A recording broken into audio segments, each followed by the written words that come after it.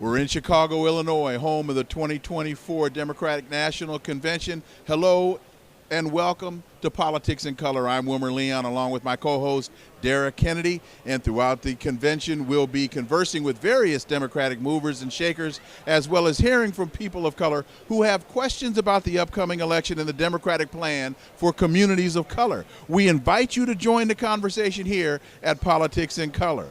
Dara, this is going to be, and has already been, an incredibly exciting time. We have Vice President Kamala Harris going to be nominated as the Democrats' nominee for the 2024 election. Your thoughts? Well, it's history, right? It's history in the making. We are really witnessing history right here on Politics in Color. We're happy to have you, and we do invite you to join the conversation. Just go ahead and follow us on all of the socials. Our handle is Politics in Color across all of them. We'll also be live streaming, me and Dr. Wilmer, and the behind-the-scenes information we get in our conversation, so join us on YouTube as well for the streaming process. As far as it goes for the week, I'm excited. It's energy.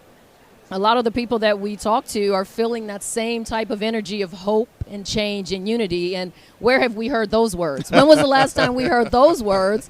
Right? Si se puede. Yes, right, we can. Right. Well, it was right here in Chicago, right, in 2008 Right. when that same energy was happening. So it's exciting. And as a woman of color, it's exciting. But just to feel free, to look forward to something, I think is what all of this energy is that we hope to capture this week.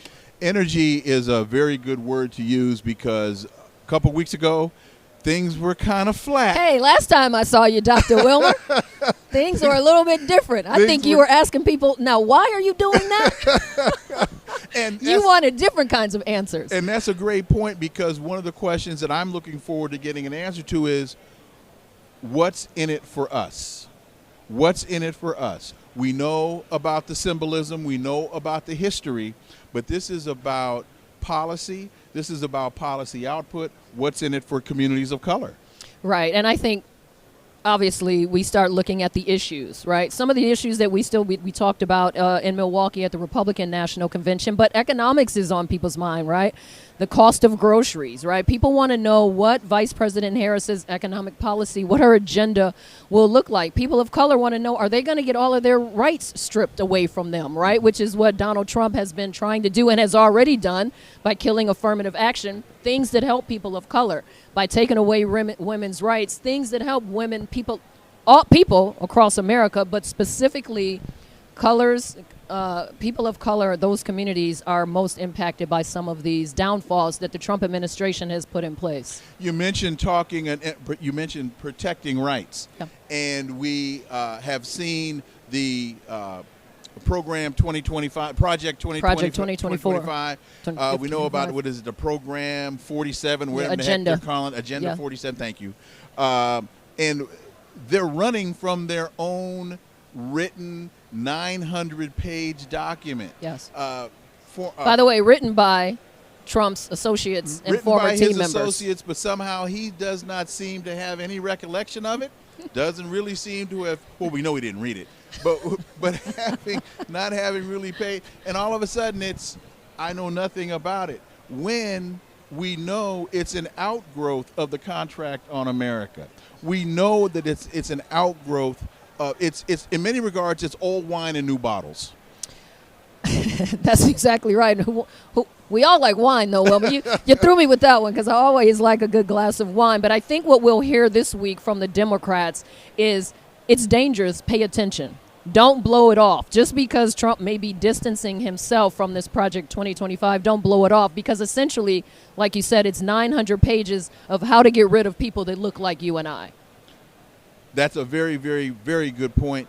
It's 900 pages about how to get rid of people like you and I. And so the question becomes, here in Chicago, what's the remedy? What's the alternative? What's in it for us? Well, Vice President Kamala Harris. There we go. Well, that's the answer we've been getting, right? She is the hope. She is the new idea. And let's be honest, this was fast-tracked. The last time you and I sat here and talked, it was Joe Biden versus Donald Trump, two men in their 70s, well, one in their 80s, one in their 70s, going at it. And we didn't have the same enthusiasm about the Democratic ticket, I think, that people have now.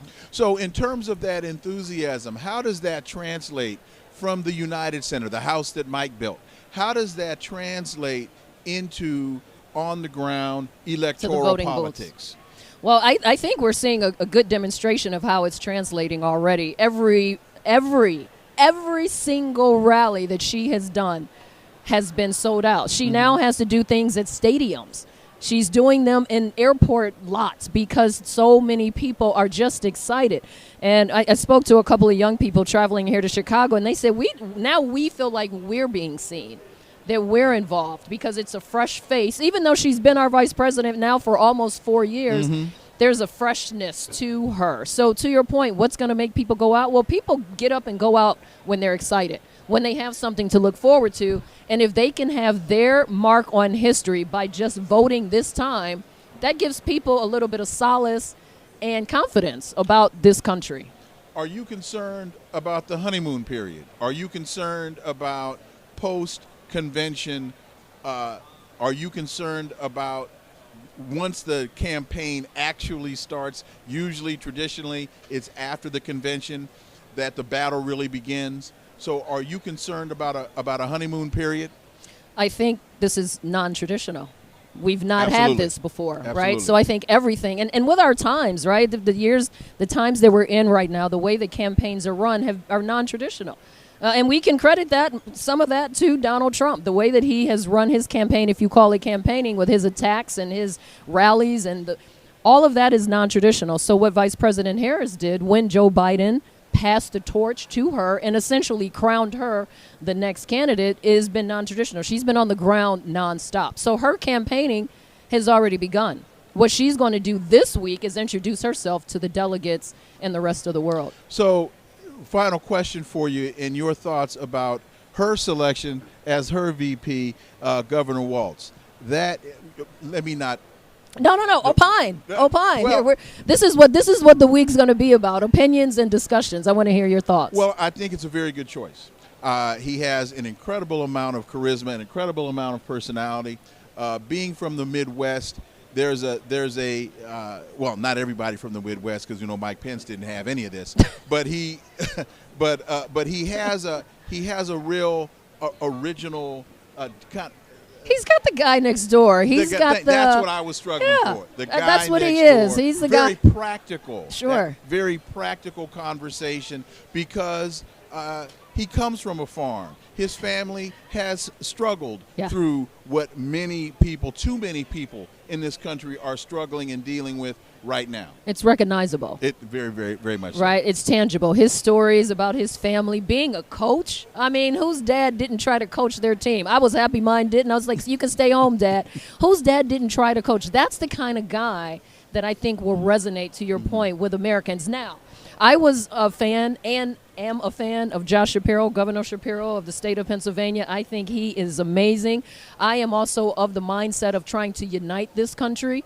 And I felt like had she also made history, as she's making history by choosing a Jewish man, especially when we're in the midst of this war, and I say we because this is on America's back, the war that's happening in the Middle East, I think that would help to unite this country. But I think what her campaign did was think about the bigger picture.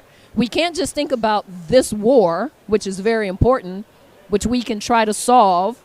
We have to think about the country right now and going forward. And so I think that's why she didn't go with Josh Shapiro, but he's in the ranking. And one thing that we can say, the Democrats here have a great future because they've got some fresh voices, some fresh faces, and people that can lead the country. So what we need you to do, we need you to join the conversation. We are here in Chicago at the DNC 2024. Join the conversation with politicsincolor.com. There's an awful lot in store, a lot of interviews, a lot of folks that we're going to be talking with. Wait a minute. What are you looking forward to? You asked me the questions. What are you looking forward to this week, Dr. Wilmer? Because I asked the questions too. Well, you covered it.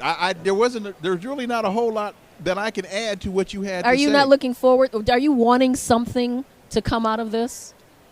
What I want to come out of this is a clear understanding of what is in it for us and how Vice President Harris is going to deliver it. That's what I want to know.